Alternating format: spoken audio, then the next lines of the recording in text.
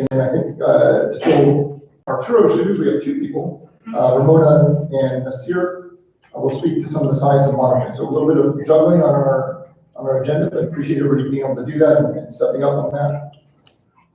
And while people are coming up, I think we need to load. I think yours is the first presentation.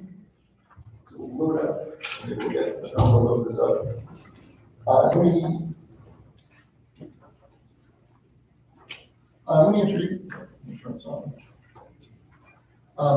Let me introduce Celeste. Celeste Cantú is a native of Calexico, right there in the Salton Sea Basin, and long involved in, very briefly involved in Salton Sea activities. Celeste has a very distinguished career, was executive director of the State Water Resources Control Board, directed the Santa Ana Watershed Project Authority, is now on the San Diego Water Quality Control Board. Degree from Yale, many other hats that Celeste wears, and we're quite privileged to have her here. And thanks, Celeste, for stepping up and moderating. Thank you, Michael. Thank you for volunteering leadership on Salton Sea. The first people who started hearing about Salton Sea decades ago throughout California and the West came from the voice from Audubon, and that was Michael. And so that kind of queued it up, and something that we've been talking about for a long time locally, all of a sudden became something that the state at least knew where we were located. And then it's been decades since we've made some progress recently, and this panel is here to tell you what that progress is. Quick question first, how many of you here today were here yesterday? Please raise your hand. Okay, so we have a lot of repeat people. Some of this is going to put a finer point on what was broadly described yesterday. Be thinking about your questions as you process this information, because after our 4 presentations, we're going to have a conversation. And the conversation will be amongst the panelists and all of you. So think about how you're going to engage. Our first speaker is Arturo Delgado. Arturo is kind of new to being on the Salton Sea. He's a new face to our daily view of Salton Sea enthusiasts. He brings a fresh perspective, but a lot of history, a lot of experience, a lot of technology, and a lot of training. We really feel very blessed that he's going to be on the team now and is going to move this process forward. So Arturo, without further ado, I'll turn it over to you.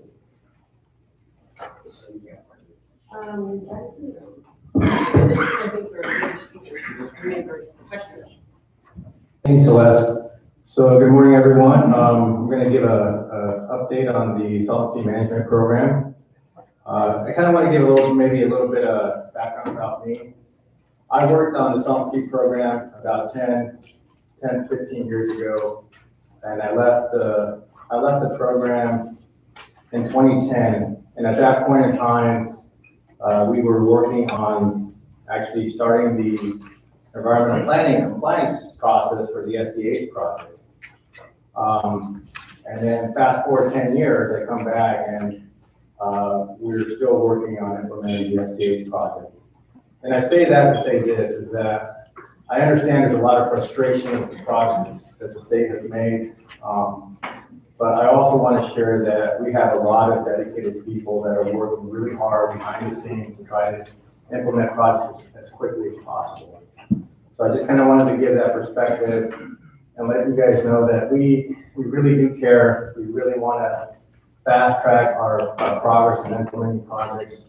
And kind of with that, I'm going to go ahead and start up my presentation. So bear with me here because I'm going to be toggling between the screen and my computer here.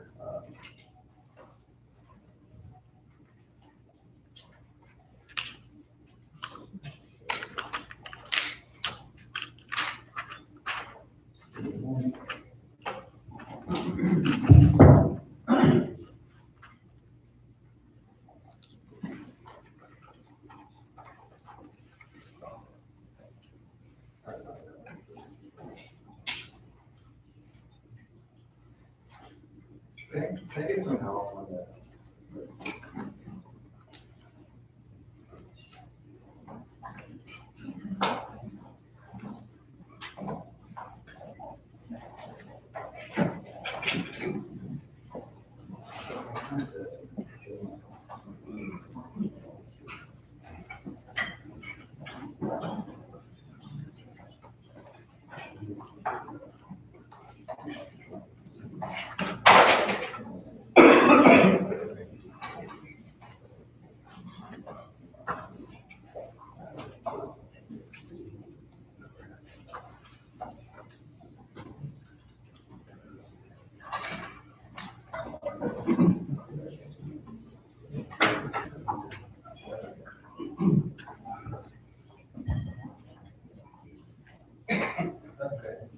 know you're all thinking, how many people does it take to, if there's an academic involved, it's double it.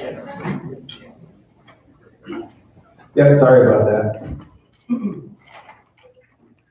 So anyhow, for this presentation, I'm gonna give a general overview of the SSNP program, and provide an update on the current status of habitat and suppression projects. I'm gonna talk a little bit about our community engagement process, and also what we're doing with respect to partnerships, and then also our planning process moving forward. So with respect to our SSP 10-year plan, we are really committed to addressing air quality and ecological threats at the Salton Sea. Our immediate focus is implementing the Salton Sea Management Program 10-year plan that prioritizes construction and dust suppression and habitat projects on exposed playa in areas that will be exposed by 2028. We understand we're behind on delivering projects, and we are definitely redoubling our efforts to,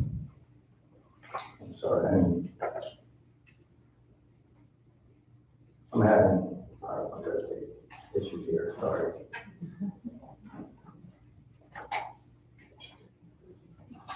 Yeah, I'm looking for it. Yeah. That's not actually working.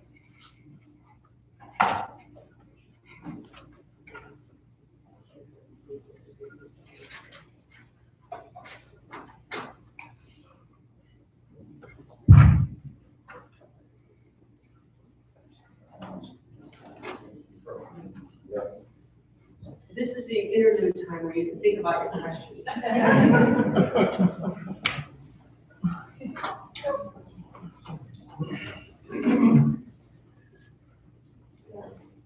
To give you a little bit more of the arc of this panel, Arturo's doing this overview that you're seeing.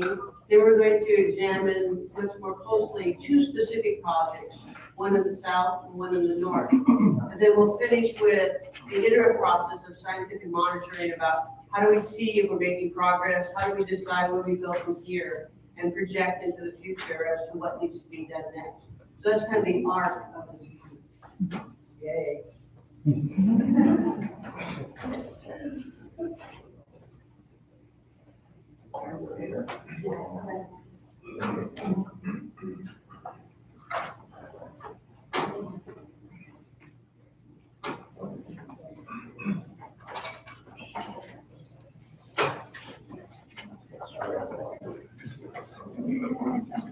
Okay, my apologies. So I was just mentioning, so project delivery, we're behind schedule right now. That's just the reality of where we're at. We are definitely redoubling our efforts to multiple fronts to make near-term projects, to make progress in near-term projects and get conditions on the ground improved for the communities around the sea. We are looking at implementing a programmatic approach for land access permitting and other activities to increase the pace and scale of work in the coming year.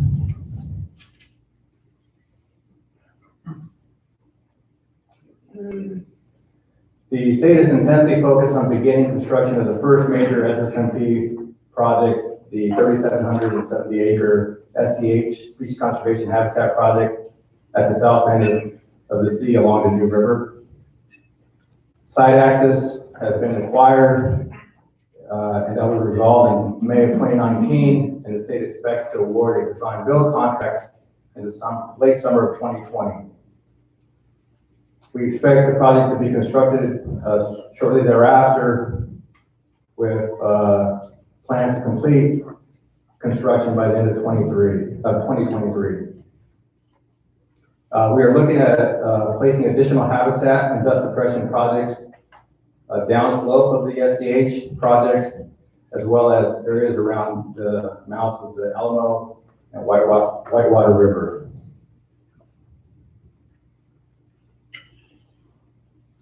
The state is also coordinating with local partners to refine and advance the North Lake project concept. This concept includes construction of approximately 3,700 acres of a horseshoe-shaped lake at the north end of the Salton Sea to create habitat for fish and birds, dust control, and recreation opportunities. And I believe my colleague Tom Levy is going to talk a little bit more about this project.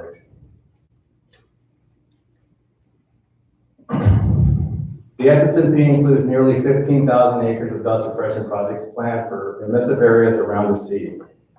Our immediate focus is a pilot project along Buschatzke Road that will test effectiveness of trenching on about 150 to 200 acres of exposed playa at the south end of the sea.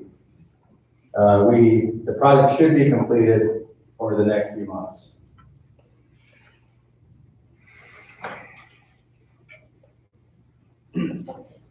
We are also evaluating sites for 9,000 acres of dust suppression at several locations determined by soil emissivity, prevailing wind patterns, and threat to populated areas. Initial areas were identified based on air quality information provided by the California Air Resources Board and Imperial Irrigation District. A community forum is planned for later this fall to discuss the state's approach to dust suppression, identify data gaps, and gather community input. The state team is pursuing programmatic permitting to accelerate dust suppression projects and is working with partners to develop the monitoring and adaptive management plan.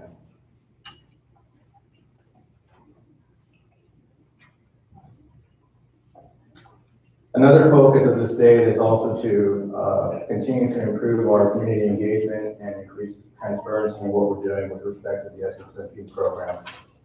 We are working with local leaders and community members to build a long-term respectful approach to engage with Salton Sea community members, listen to their ideas and concerns, and incorporate local input into the state's process and decisions. We are also currently working on developing a comprehensive engagement plan. We expect to have a schedule of public meetings available here in the coming weeks. The state team is also working on launching a comprehensive state website in November to provide a single one-stop shop site for the public to find information on SSMP projects, status of state funding, and opportunities to provide input.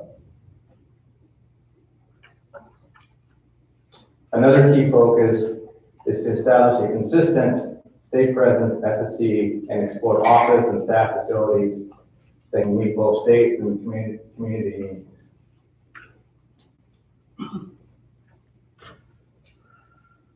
One of our other key focuses is developing and to strengthen our relationship with our partners.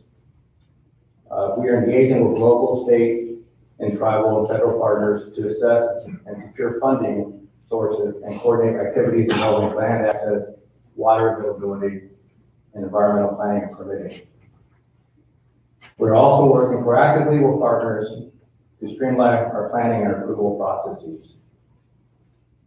The state is also engaging with partners to address specific scientific data gaps and identify priorities and a potential bond measure in 2020. And then finally, we are working to further refine our planning process. As many of you know, we cannot implement projects until we actually complete the environmental planning, compliance, and permitting process. So beyond the Species Conservation Habitat Project, we are actively planning to deliver another 26,000 acres of projects as soon as possible.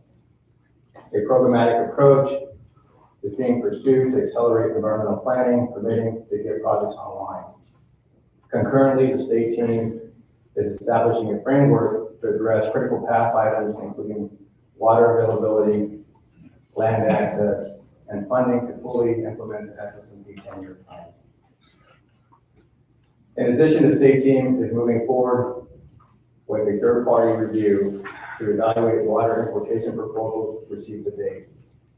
That may warrant further consideration for a long-term strategy for managing the Salton Sea. And that concludes my presentation. Thank you.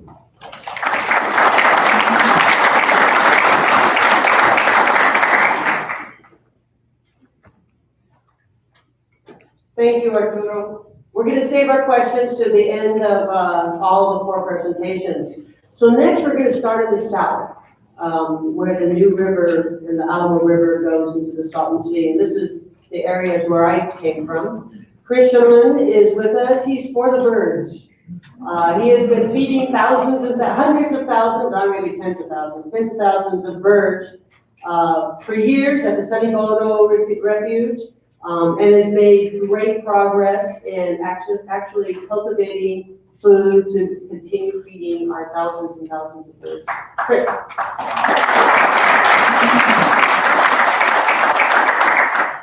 Depending on how far back you want to go, you could say millions. Let's see. Okay, I'm going to need help too. This is not.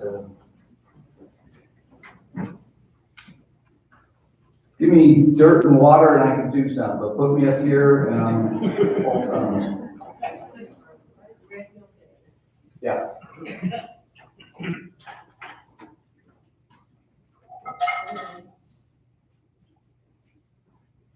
So Celeste, it's forward and back. Yes, but that doesn't work reversal. I'll try it. I'll try it. You can be adaptive. It's kind of like the Salton Sea. We're just moving forward and trying to make progress. Anyway, thank you. I'm Chris Schoneman, manager of the Sunny Bono Salton Sea National Wildlife Refuge. There is a picture of Red Hill Bay, probably in 2008, something like that. Lots of bird life. Kind of gives us an idea of what we're shooting for. Our day job there is we manage about 1,000 acres of, call it duck ponds, freshwater wetlands, for waterfowl, shorebirds. And we've been out there doing that since the 30s. There's sandhill cranes. They're down there right now. Bunch of geese that spend the winter down there. Again, our daytime job for much of the past has been implementing wetland management, generally involving pushing up dikes and making duck ponds and with fresh water.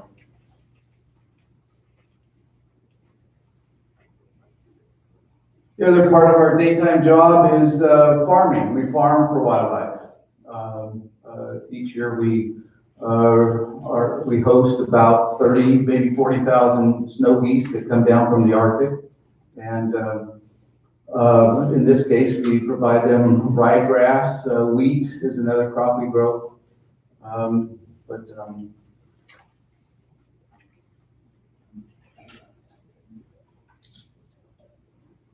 So this is our area of administrative authority. We manage some, let me try this here, yeah. We manage some areas down here on the south end of the Salton Sea, and then up here, our office is over here, and then a big area out here in the middle of the sea. So that's what we've done for since the 1930s. And then, as you all know, the water conditions at the Salton Sea have been changing over the decades. The Salton Sea water level peaked in 1995 and it's been receding since then. And this is Red Hill Bay in 2007. And if you look up here, the boat ramp, there's a county park. Red Hill is actually a county park, but then to the south of there is our wildlife refuge.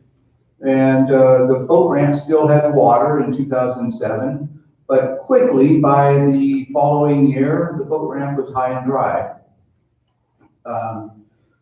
During this time, we were part of the state's investigations of what do we want to see out of a future Salton Sea. And we were part of that process and paying attention to what was going on.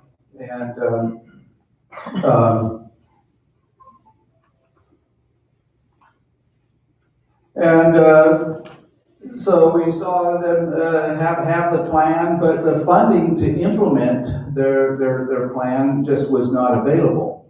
And so we got to about 2010 and said, well, heck, why don't we jump in? Let's not stand by on the sidelines and wait for the state to get the funding that's needed. Let's see what we can do. We're out here, we have a history of building duck ponds. We know habitat management, we know the needs of wildlife. Let's see how we can be part of the solution. We partnered up with the Imperial Irrigation District and California Department of Fish and Game at the time, now Fish and Wildlife, and Department of Water Resources, and asked IID if they could do the design for us, and we implemented a plan for restoring Red Hill Bay.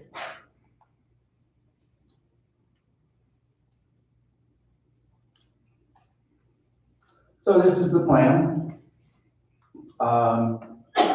Generally, it's very shallow bay, very little topographic relief. And so it really involved just building a primary levee. There was some high area up here, and so we built a secondary levee to divert water up through the high area. And then it was going to be a free flow, a return flow out, back out to the sea, complete with islands and some deeper areas, and pumps out in the sea to blend with fresh water coming from the Alamo River and through pipelines, and essentially implementing what the state had described in their restoration plan for the Salton Sea.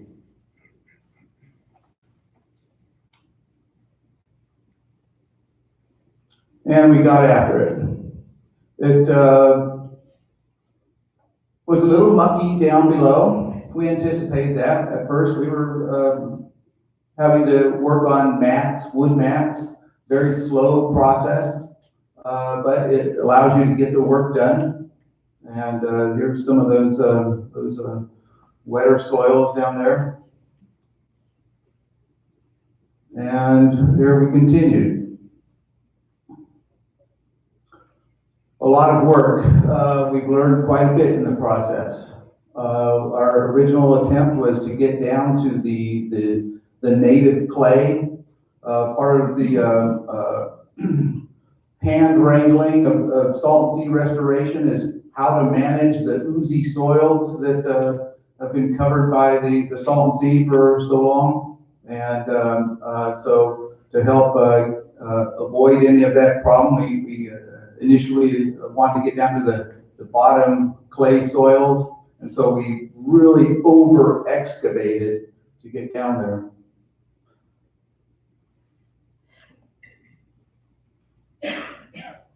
This is a finished berm right down here. So we did it. We got down to a lot of those red soils that many of you are familiar with in the Imperial Valley. And structurally, they're wonderful to work with, and quite easily hold water. One of our other goals was, you'll see this berm is not right on Garst Road.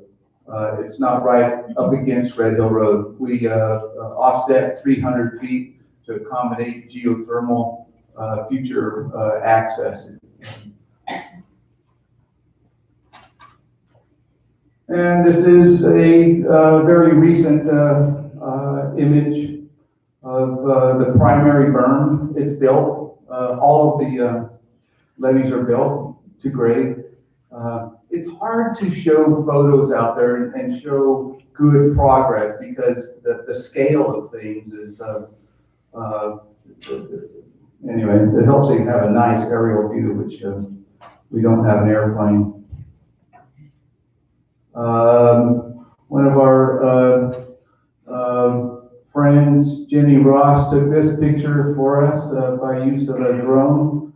And this is when the primary berm was about halfway done.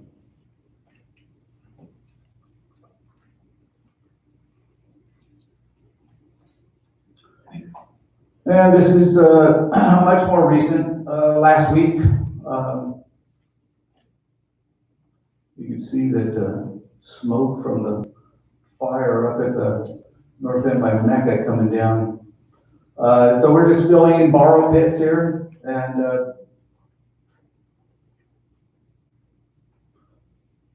so we've got the berms built, we've got the pipes purchased, and for the most part welded together. This is the bottom part of this is buried, and this is heading out towards the Salton Sea. We've got the pumps.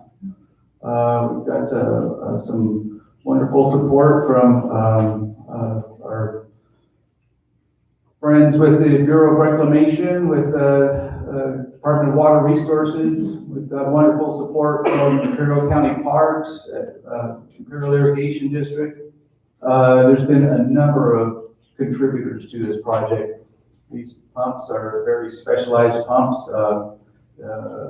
They'll go out in the Salton Sea, and they can pump live fish without injuring or killing them. These are about $500,000 worth of pumps. One of the things we learned along the way is, I mentioned we wanted to get down to that red clay. And through the help of and staff at IID, this upper profile of gray soil that oftentimes looks oozy when it's wet, we tested that and did some soil compaction tests using that for berm building, and found that we were easily able to get to 95% compaction with that. And so for the most part, we just had to scrape off the sand on the upper edge. And so, which was in many areas 6 inches to a foot deep, which really reduced our workload. And there were some obligatory, we got stuck a lot. But I mean, you're in that kind of environment. You got to expect it, and you got to have a plan of how to get out. You got to have backup equipment to help get you out, and you just move forward. Another one, we stuck up to the door, up above the tracks. The tracks are actually below the mud.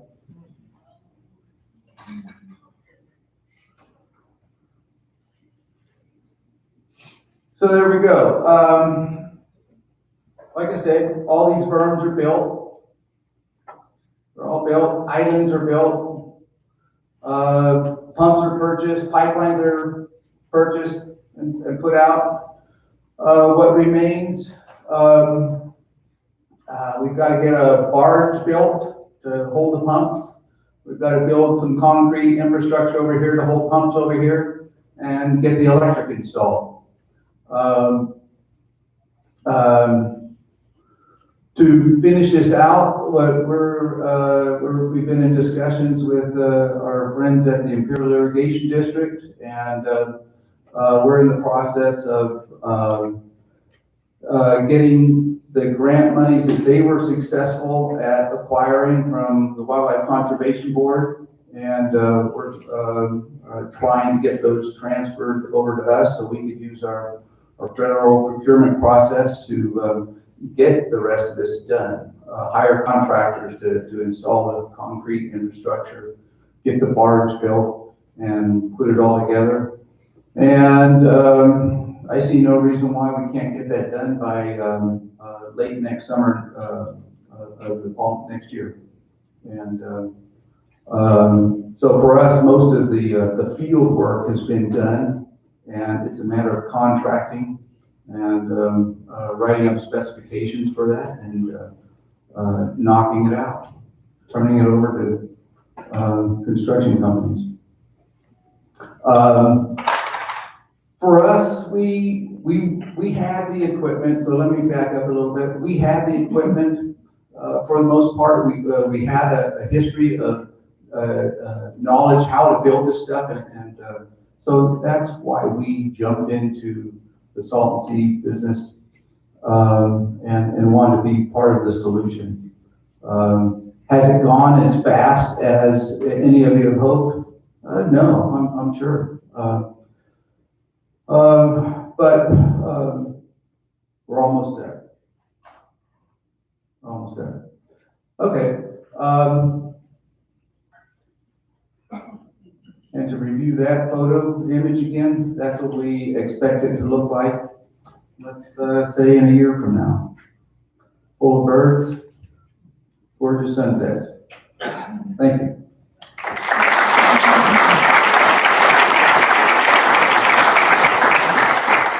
Thank you, Chris, from U.S. Fish and Wildlife. Isn't that a beautiful picture?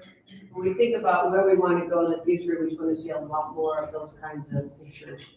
Our next presenter is Tom Levy. He probably needs no introduction to most of you in the room. Some say it's rumored that he was here when the Salton Sea was rewatered at the turn of the last century. I talked to him yesterday, and it turns out that's not true. But I think it's likely that he'll be here when the Salton Sea does come back together to be a resilient and living and healthy place. And much of that is not just due to his efforts, but many people's efforts. And he's going to share with us what's happening on the ground on the north end. Thanks, Tom. How do I get it? Oh, I'm sorry.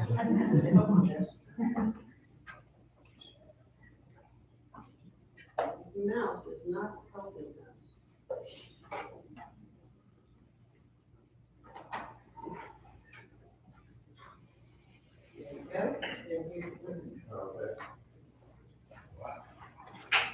Good morning. I'm going to be doing something different than what I usually do. Usually I have bullet points and lots of words on slides, and someone who is our moderator said no bullet points. So we're going to be seeing a bunch of pictures. Hopefully they'll look as good on the big screen as they do on my computer. And I'd like to thank Tetra Tech for a lot of the material that made up the slides. Okay. In case you don't recognize this, this is the Salton Sea back in its heyday. In that Riverside County wants to be proactive, and they want to protect public health, create environmental habitat, provide recreational opportunity, create economic development, and provide funding in that. And so I'm doing some work for them, and so I can change the page. Okay, one slide change. The perimeter lake, I think, is going to be the big solution, and that is a lake around the edge of the sea, all the way around. And it will get water from the new river, the Alamo River, the Whitewater, and some drain. The North Lake are the portion of the perimeter lake that is in Riverside County. Eventually, they'll tie into the whole system. We've looked at a number of different options for different lakes. The ones I'm going to talk about today are the ones that I think are the most promising. Okay.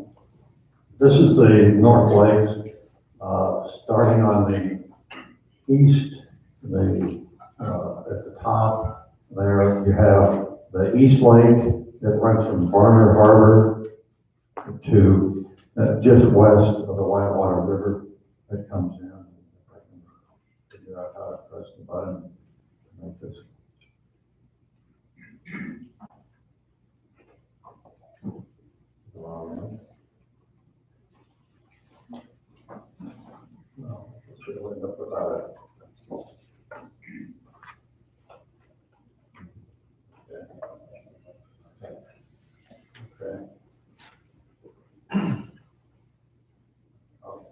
The Whitewater River comes in here, Barnett Harbor being over here, and so it's a big lake. It's about 2,225 acres. The rough construction cost is about $241 million. The Central Lake, which is a light blue center lake, runs from west of the Whitewater over to about Avenue 80. It's 905 acres and $42 million. The West Lake, which is the purple on the west side there, is about 550 acres and costs $72 million. In total, we have almost 3,700 acres of water, and a cost is about $355 million.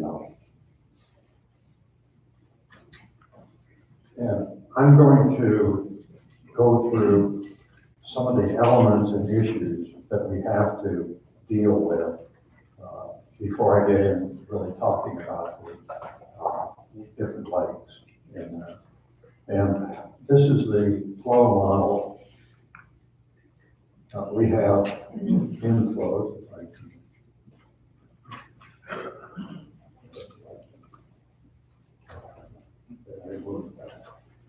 Okay.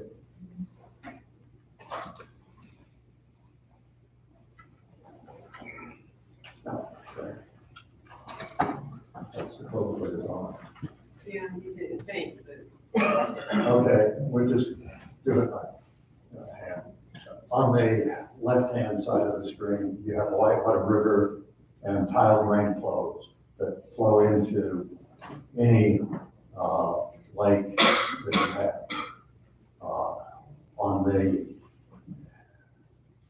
top, you have evaporation, which is outflow from there, and it's about 6 to 7 acre feet per acre per year.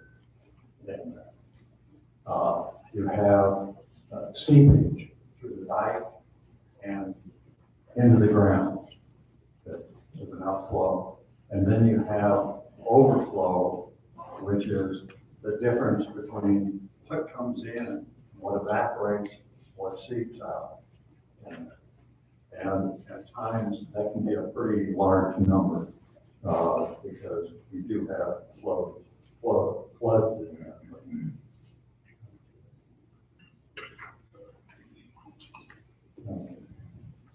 Then we're gonna hop ahead. And where do we get our water? Whitewater River is the main source in that. And this is the history from 1961 to 2018 for the Mecca gauge, the USGS gauge on the Whitewater at Mecca. And you can see the flow, these are annual flows. You can see the flow varies a little bit in there. If you design it on the top end, that top spike, you're going to have a lot of shallow ponds. If you look over on the right side, you'll see that the flow has been going down over time, and then it starts back up. And I'll explain that in just a moment. Okay, then we're going to talk to the next slide. And this is taking the flow and putting it from low to highest flow in there. And the high flow is about 4 times what the low flow is.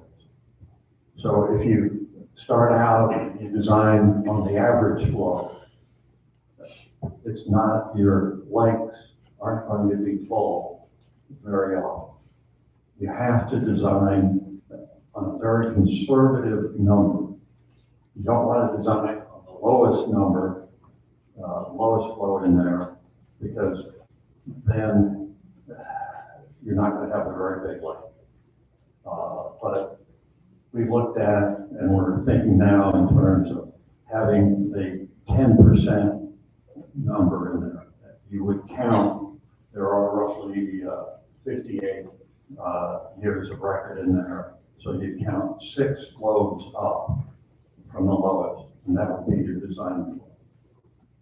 That would ensure that you have plenty of water at most times in there. Okay. Then, do that again. And this one is showing that the district recharge facility in the lower valley is working. Okay. The blue is at the top on the left-hand side is the flow at the Memphis gauge. And then the red is a computer model projection of what the flow from the drains or Whitewater River going to be, and the top one, the yellow, is the sum. And so you see that the flow was going down because the groundwater basin was being overdrafted in the lower Coachella Valley. The district constructed a recharge facility in the lower valley, and that recharge facility is bringing the groundwater table back up. We have wells that were no longer artesian, are now artesian. And so when you have more water in the groundwater basin, you get more flow in the whitewater and in the tile drains. And so the projections are the flow will go up rather than down. So we're not concerned that we're going to have something happen and the flow is going to decrease. We have, through the QSA, enough water to maintain the recharge program.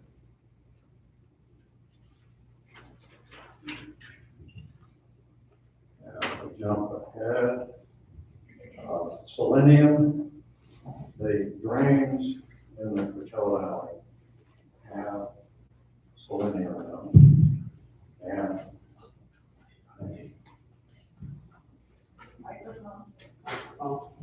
have selenium in them, and it is above the limits. In the Salton Sea today, we don't have a problem with selenium because of the conditions existing there. You have a high salt content in the water, and you have a reducing environment. You don't have oxygen in there. So that those two conditions cause the selenium to precipitate out. And so we're in good shape with the Salton Sea.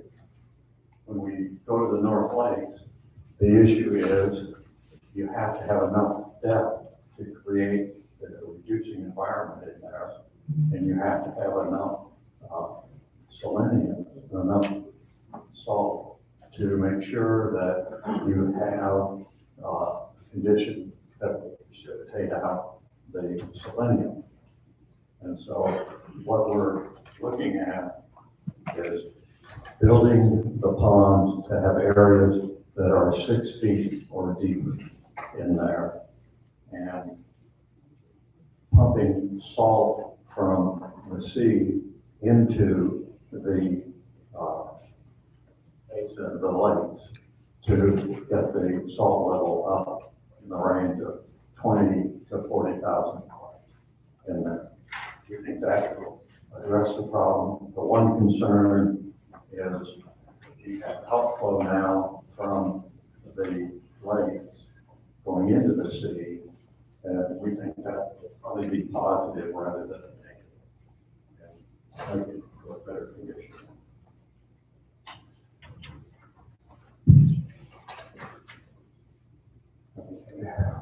We have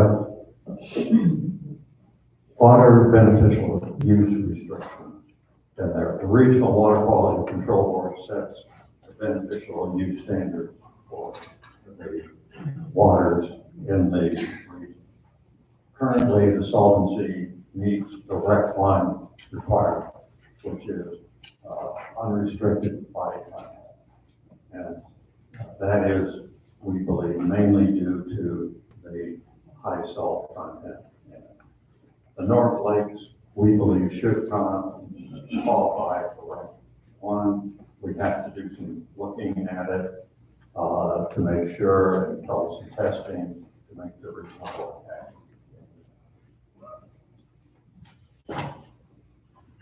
Oh, okay, I'm sorry. I didn't give you the slide that shows you water contact.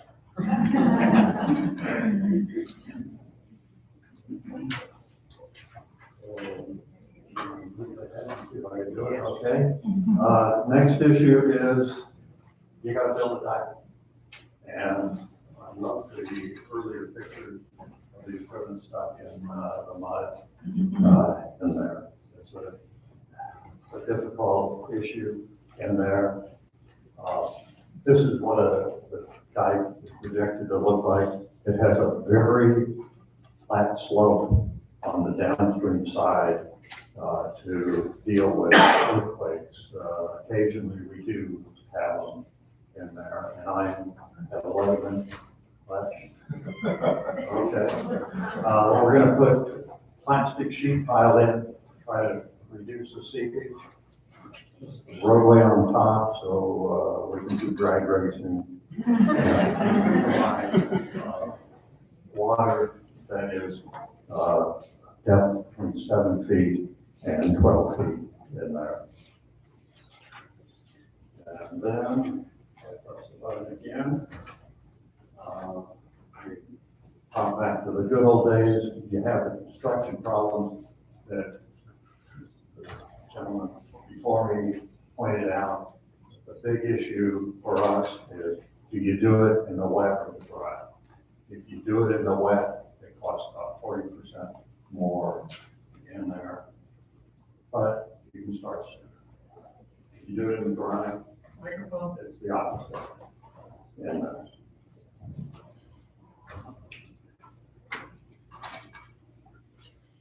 Okay, this is the East Lake, and it's proposed to be the first phase. It says time's up, but I was told earlier we have extra time. I have a rope tied to me, and it's going to pull me off. It's going to be the first phase. It should be great for boating, good public access, water depth between 7 and 12 feet. The dike on the far right side, because the ground is low, the slope is is steeper than it is in the center. We're going to have a 15-foot deep dikes, and if we move to the west, we'll go to 10 feet in there to reduce the cost. And the cost of the dike at 15 feet is about twice the cost of 10-foot dike. And it has a pump station at the far east end to pump from the Salton Sea and bring salt in and some water. Take it here. One of the big problems we have is dealing with the Whitewater River, which comes down in this center section in here. And on either side of it, we're going to put a concrete berm dike in there that will then contain the water, the flood waters, and take them down to the sea. But you have to close that off. And you don't realize how much flood flows you get. The 100-year flood at the sea is about 39,000 cubic feet per second. The standard project flood is about 82,000 cubic feet per second. if you went out and measured it today, it's going to be someplace in the range of 40 to 80 cubic feet per second. You can see that you have a little problem in there. You got to take and get that water out to the sea, because if you don't, it's going to wash out your lake. So you're faced with that issue. So it's designed to do it.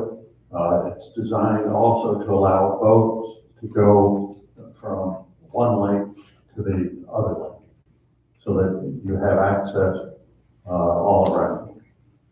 And take that again. And this is how we're thinking about addressing the issue of what do you do when the flood flows come. This is from Tempe Town Lake in Arizona.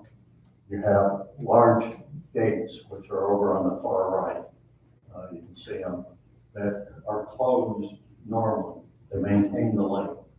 And then when a flood comes, you open those gates, you let the flood go through, and after the flood is through, you lower the gates, and if your timing's right, you lower the gates so you keep the lakes full. In the Whitewater, we have gauges from Palm Springs, Rancho Mirage, and Indio, so you have a warning that you're having a big storm and it's coming down and you know what size it is. So it's a fairly easy thing to do on paper. So I'm gonna flip on. And this is the Center Lake, beautiful big lake, about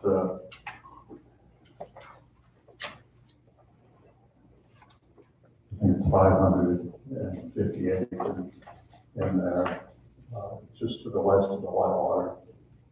Same sort of thing. You have all the, you have boating, you have recreation, you have habitat for birds in there. West Lake is, again, same sort of thing. Goes down, and there'd be a connection so you can boat down, go all the way from the county line on the west side to Farther Lake on the east side. And you'd have a pump station at the lower end to pump salt and water from the Salton Sea.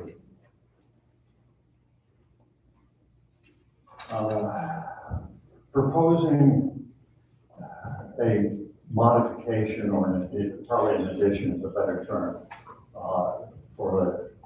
and this is the lagoon at North Shore. Why are we doing it? Is to get something started so people are seeing that things are being done. It provides a reason for people to come to the city and see what's going on. It helps develop the support for the North Lake system in there. And it's based on a lake, this lake, which is in India. This is a 41 acre lake.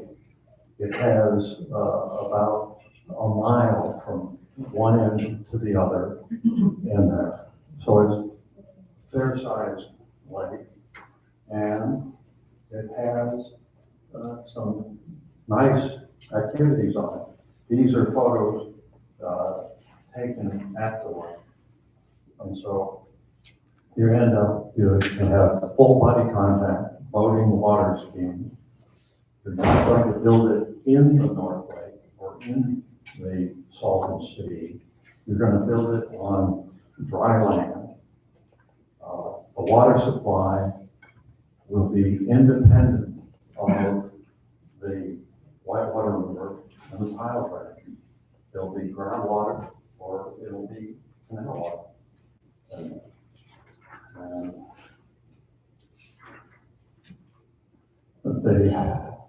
you'll have equipment on the lake or supporting the lake to give you some water quality control treatment if you need it. It has early implementation, we will have it open to the public, so they'll have access, they'll enjoy it, and I'm sure there'll be a billboard that says all the things that we're trying to do in there. And the cost is $21 million. And that cost, because I've been the low bidder as the engineer on projects, has a 50% contingency factor in it. I don't want to be the low bidder on this. And with that, thank you.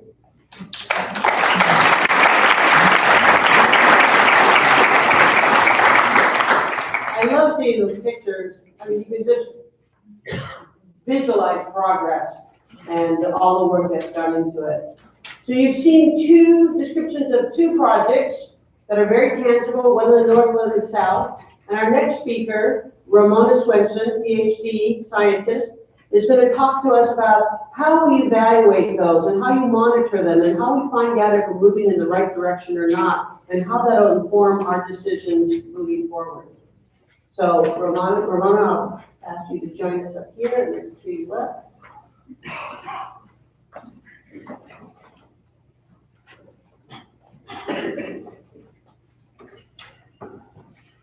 Thank you. Thank you here. So I'm pinch hitting here for Arturo. He was asked to sort of double duty this morning, so I get the pleasure of presenting this. The talk that Ms. Sear and I work with Arturo. And this is about the science oversight, monitoring, and adaptive management.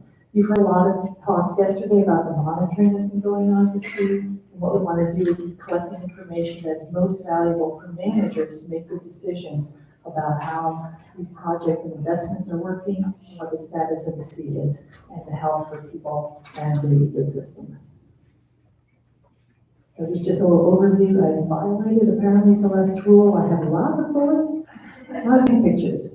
But let's just jump right in here because I want to leave time for questions.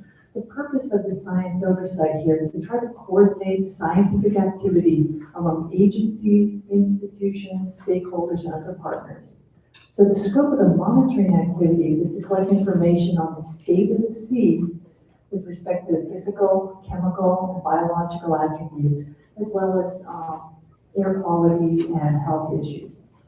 Now the scope of the adaptive management program, if people are familiar with it, in fact, IAD is actually implementing that with their dust programs. You measure, you see how your projects are performing, you collect that and you adjust your management at these built habitat projects to optimize conditions for fish and wildlife. And make sure that if you need, you're learning as you go, that you pay that knowledge forward. So the roles and responsibilities and opportunities for collaboration. We have the Natural Resources Agency kind of providing oversight with policy and overarching responsibility. And the two agencies that are within their purview that are actually implementing projects, California Department of Water Resources and California Department of Fish and Wildlife. But also wanting to partner with the many groups out there, tribal agencies, universities like UC Riverside and UC Irvine, NGOs like Audubon and Pacific Institute and the bird observatories and other entities that may be collecting information on the ground and carrying out projects. Now, we want to build on a good foundation that's already out there, and as Doug Barnum and Carol Roberts pointed out, there is the Salton Sea Ecosystem Monitoring and Assessment Plan. So we want to build on that. And in the process of developing this implementation plan, from that kind of broad general guidance, our steps are, first, we want to identify what are the priorities, what are the information needs that managers have and scientists have, and look at the goals and objectives of the SSMP program to identify goals for the monitoring. So we're in the process of reviewing prior and existing monitoring and available data, and this wonderful symposium has been a rich opportunity to kind of update our knowledge. From that, we want to refine our key questions and information needs, and then select indicators and refine the survey approach, including any new technologies or techniques that are out there. From that, we want to formalize the data management and assessment protocols, and then identify what are the resource needs to actually have the infrastructure and the capacity to collect that information. So the general timeline, right now we're reviewing existing information and identifying information needs and key questions. We want to refine the indicators so that they're most meaningful for managers, that they're scientifically sound, that they're ecologically relevant, and that they're most cost-effective and feasible to collect. Through the winter 2019 and 2020, we'll then be developing sampling and data management protocols. And during that process, as we develop drafts, we'll be reaching out to like the Science Advisory Committee to try to get input and feedback on how we can do this better, with the goal of trying to have a finished plan in summer 2020. Now, some of the monitoring elements in here, we want to start out first making sure we're measuring aspects of hydrology and water quality, which, as Michael pointed out, are foundational drivers of how the sea is functioning. We also want to understand aspects of the geography and geology, principally the climate, and those relationships as the sea is declining. Having some metrics of air quality out there, and maybe tying into monitoring that's already being conducted. And then looking at biological resources, the birds, the fish, the aquatic food web that supports them, everything from the invertebrates down to the microbial food web. We have examples here of desert pupfish, there's tough tilapia, and of course pelicans here, which depend on the sea. Finally, we want to make sure that this monitoring implementation plan also looks at socioeconomics, in particular the human health in the area, because these are key drivers for management decisions that are being made. So some of the basic monitors, indicators that we may have, and here's Nasir Idrisi collecting water quality information. We want to first collect some core indicators about like inflow, water quality, air quality, PM10 you've heard about, the birds, the fish community, and the food web. And the key here is collecting just enough information that we can guide managers. There may be some key gaps that could be special studies. So we're in the process right now trying to define what indicators that we could be using. And then finally, an adaptive management process for the state-sponsored build habitat. I've been working on the Salton Sea first with the SCH project. That's when I met Arturo in 2009. And when we were looking at how are we going to learn from these early projects and be able to improve the management there. So the MIP will identify the steps that each built habitat project should use when they're preparing their project-specific monitoring plans for performance. And so if people are familiar with the adaptive management process, you start out with planning or define your objectives and your outcomes, and you identify things you don't know. And from that, you design both your physical projects and then your operational. So like the planned ponds, you may have different salinity ranges to test out what works best for fish, for birds, and what can you do to minimize that selenium risk. Then you implement your projects, you monitor them, and measure indicators of status and progress towards your goals. You also monitor triggers for management action. So if you notice, hey, my ponds are silting in, or maybe the fish aren't responding, then you evaluate that information, you communicate that findings with the decision makers, and you make decisions of, yeah, maybe I need to change that water flow on my pumps, or maybe these future projects need to have a different approach. And then you iterate that cycle again. And as I said, the IoT projects look really fascinating from the dust suppression. They're trying many different methods, and they're out there monitoring the effectiveness of that. So with that, leave the end up in the air here and open up for questions. This bottoms up.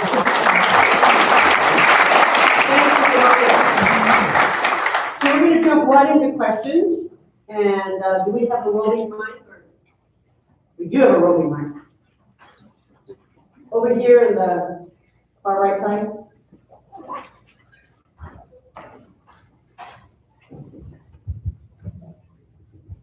Thank you. Thank you all for being here today. It's great to see such a great group of scientists and policymakers together talking about this. I'm with a private company working just off of Red Hill for biofuel research. And what we've discovered is that for our our environmental purposes, to support our projects, we need to have access to the Salton Sea.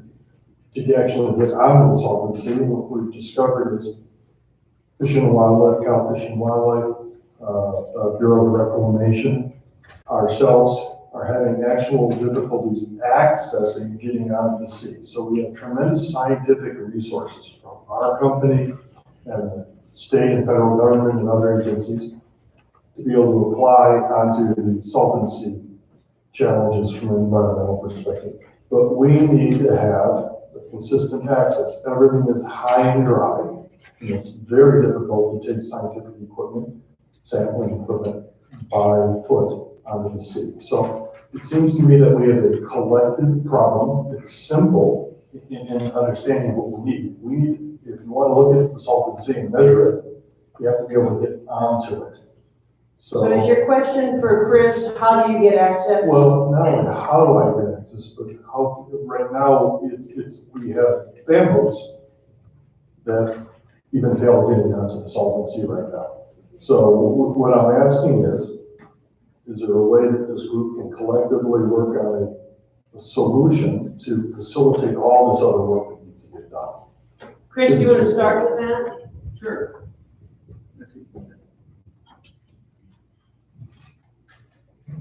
Oh, I turn it on. We'll have a roving mic up here too. Yeah, completely understand your question. We use airboats, which are flat bottom boats, and they don't have a propeller sticking out the back end, and so that's one way we gain access there. But we've been launching off of Obsidian Butte, which has a good drop-off profile. It's not flat and gradual, it drops off. But it's having its challenges now. We're scraping bottom when we try to launch now, and we've gotten stuck out there right at the edge, and so it's we're struggling. We're struggling with that, and we're searching for options.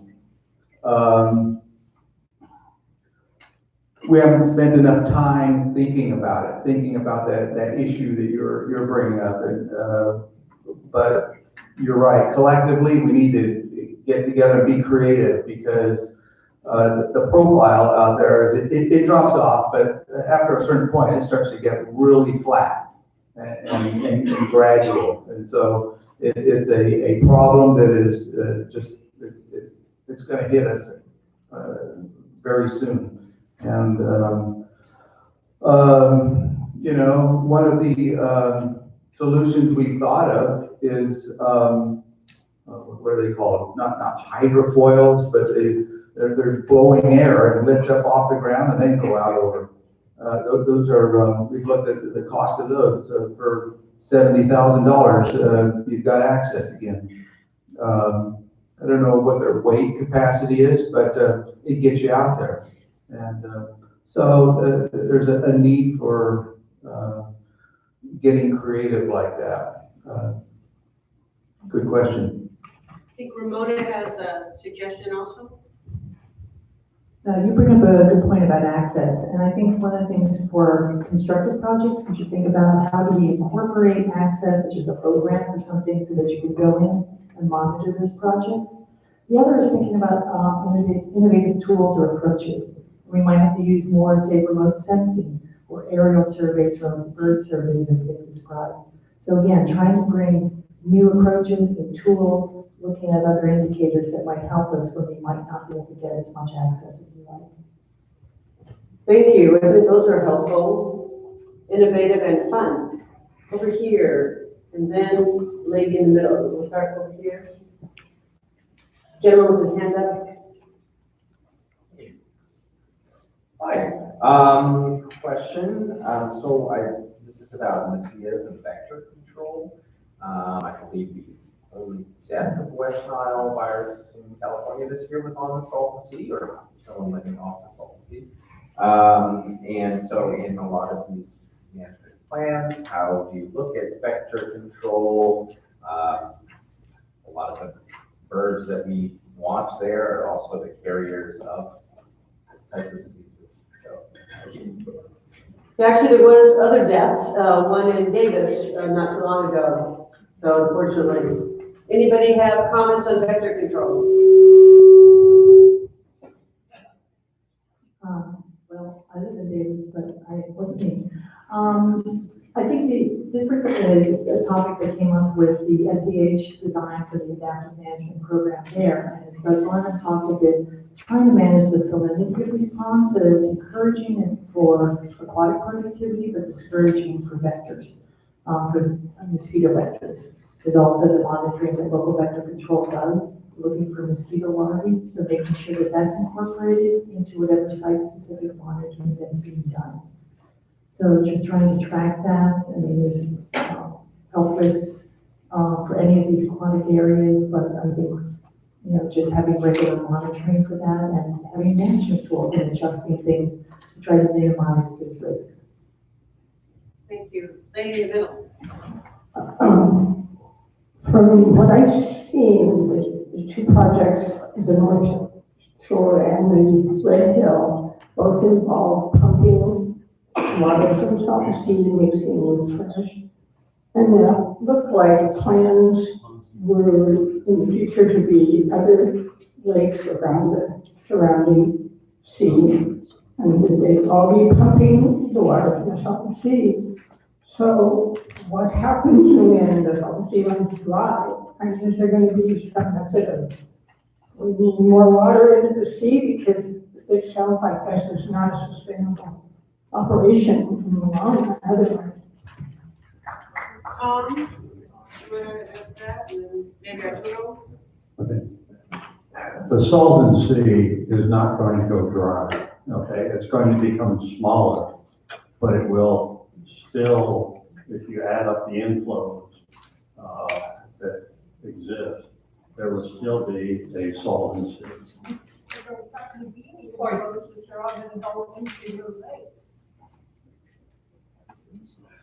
Yeah, I mean, you take the inflows, you take the evaporation rate over the Salton Sea and the perimeter lake, and you come up with the fact that you size the perimeter lake such that you still would have a Salton Sea. Arturo, do you have anything to add to that? Yeah, I do. That's a really good question, and I think Secretary Crowfoot addressed this yesterday. We honestly need to take a look at how much water is available to actually construct some of the projects that we're looking at. That's going to ultimately define how much projects we can implement over this next 10 years. Concurrently, like we said yesterday, we need to be looking at longer-term solutions like evaluating water import proposals and other proposals for long-term solutions. So I think we need to look at it holistically. We need to really focus on implementing the 10-year plan. And ultimately, for me, it's providing clarity around how much water is actually available out there that we can use to implement this 10-year plan, and ultimately, what additional water do we have to do more than that. So hopefully that addresses part of your question. Next question. Gentlemen, in the middle of the section, raise your hand, please, so the mic can follow you.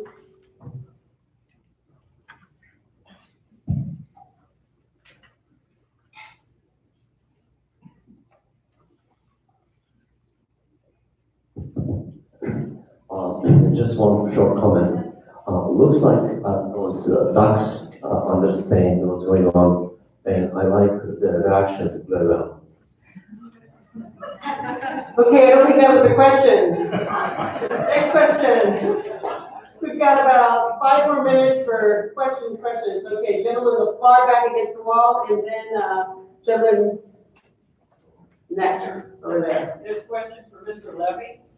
Sir, you have, there's kind of a different wind blowing now about the perimeter lake versus, say, water inflows or importing water. Have you planned in your plan in case the alternative for the long-term plan comes to be water import? How do you dovetail what you're doing now with that? If you import water, assuming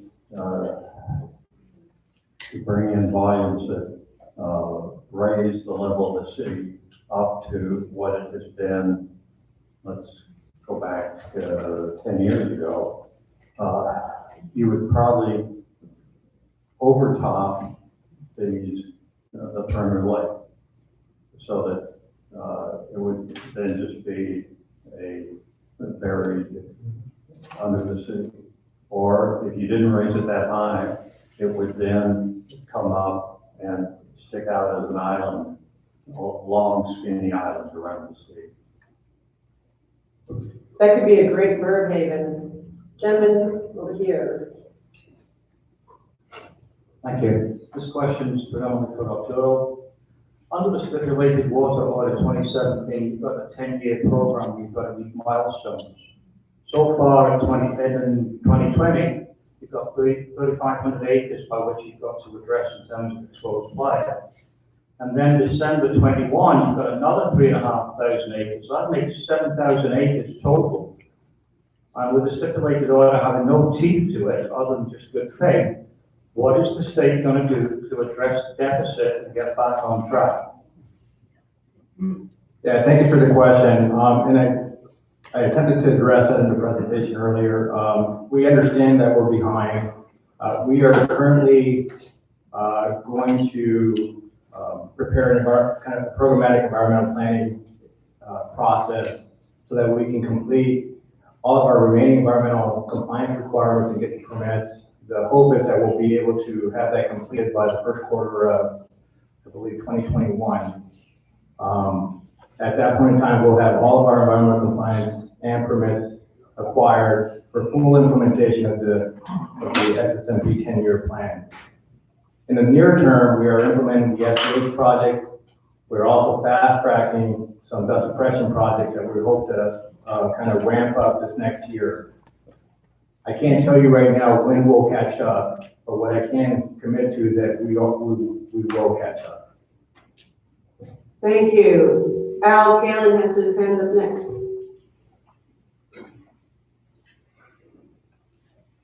This question for Arturo, the sailing habitat complex, what do you figure the retention time will be of the water in those ponds? And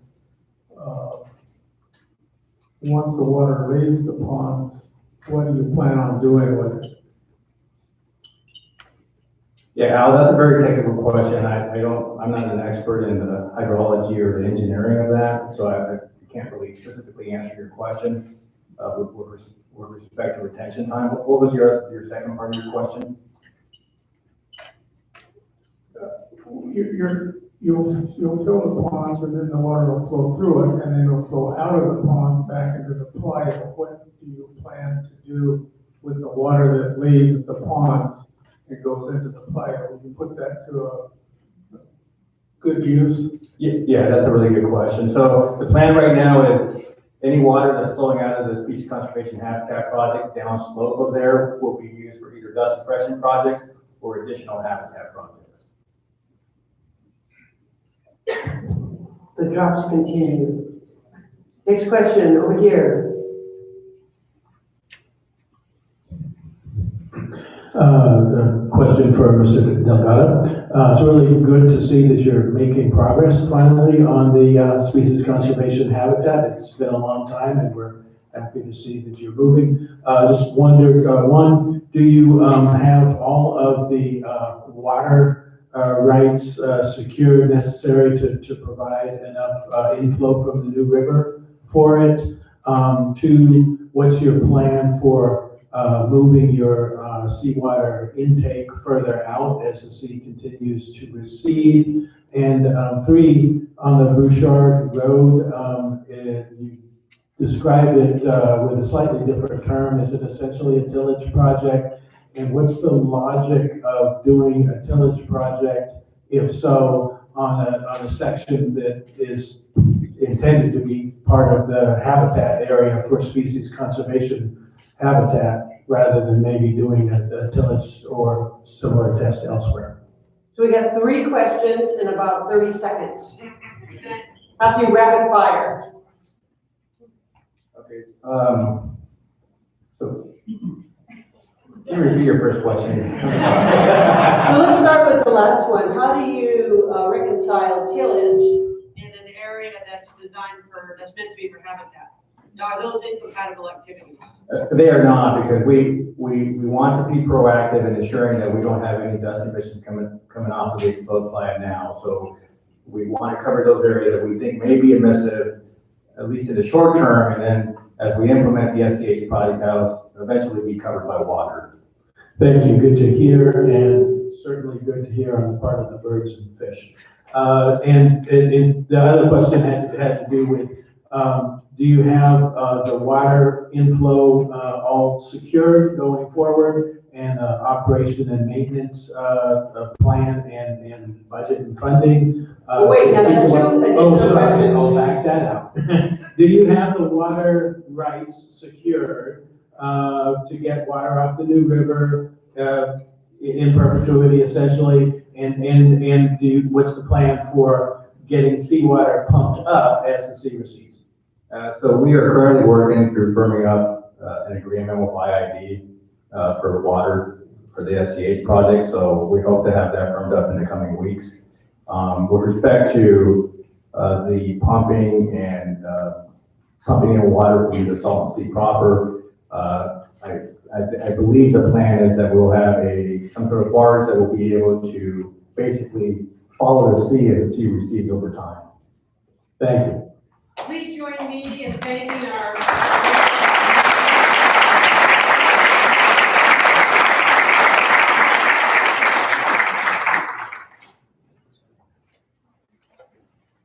So we're gonna have the panelists stay up here, and I'm gonna steal one of these mics so we can do that. And last night, we had a community engagement forum, led by Sahara Wazano, who's the Director of Capacity Development at Alianza Coachella Valley. So we're gonna have Sahara come up and provide a little recap, a report back, and then